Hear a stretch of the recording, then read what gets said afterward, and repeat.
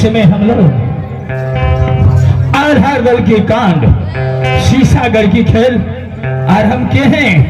12 जहां से रात में यह खेल को छोड़ दिए थे उसी जगह से इस समय शुरुआत किए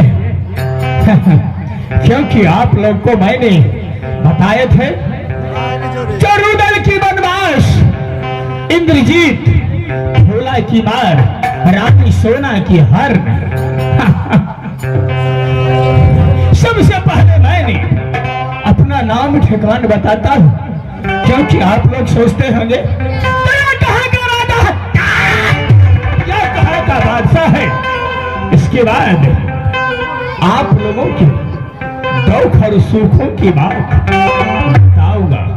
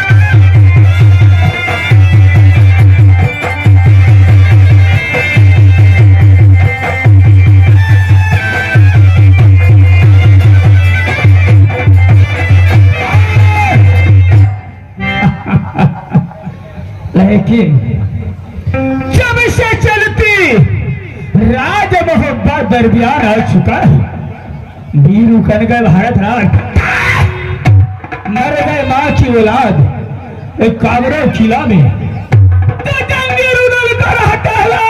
राज वापस चढ़ा करके प्रेमी भाई, इस समय तो मुझे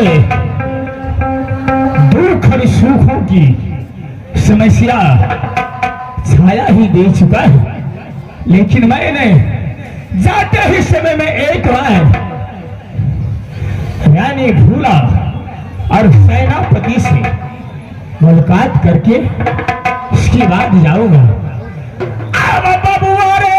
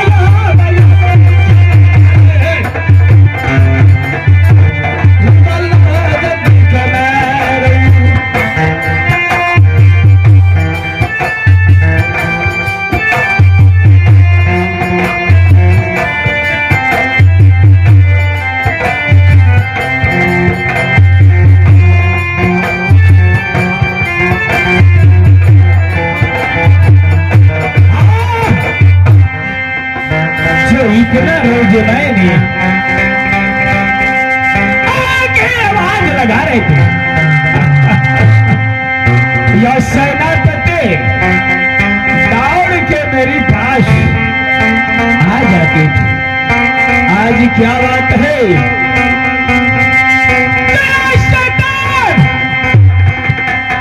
एक आवाज में दौड़ के नहीं आया।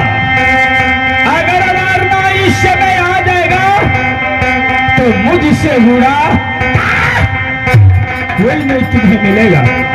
तो मैंने दोबारा आवाज लगाता हूं कि भोला मानती रे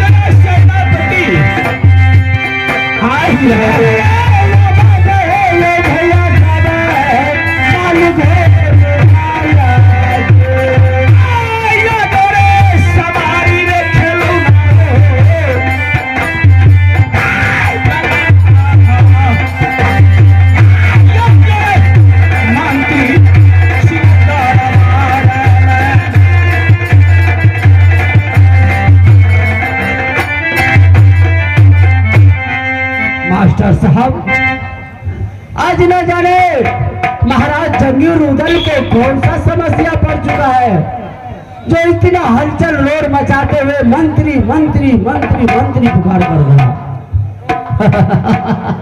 मैं जाकर के अपने मालिक से मिलेंगे और ड्यूटी पर जहां भेजेंगे वहां पर जाकर के ड्यूटी करेंगे, लेकिन वैसे जाएंगे तो मालिक का लोहा हर वक्त गर्म रहता है। कुछ गाते बजाते तो निर्गुण गाते जाते हैं मालिक का पास। निर्गुण गाएंगे मालिक खुश होगा और फिर हम मार से बचे ही जाएंगे। कौन निर्गुण गा करके सुना देंगे? कलयुग राज का। अच्छा ठीक है।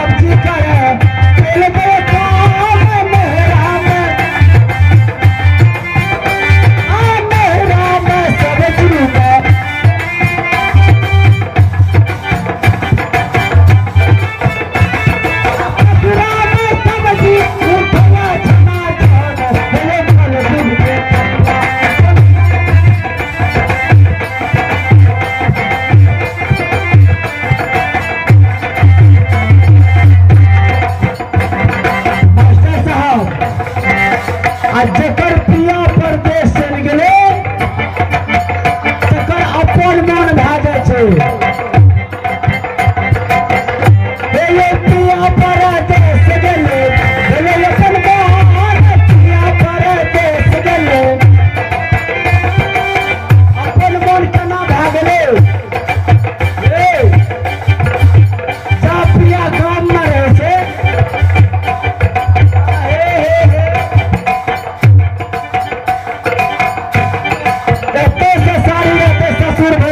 भटभट जवाब करते रहते। कलयुग छियै ना, नहीं मानते की कहलक। जब पिया गाम से पंजाब चल गए परदेश, अब चल आबै छै एतऽ केकरा के कहनाहार छै।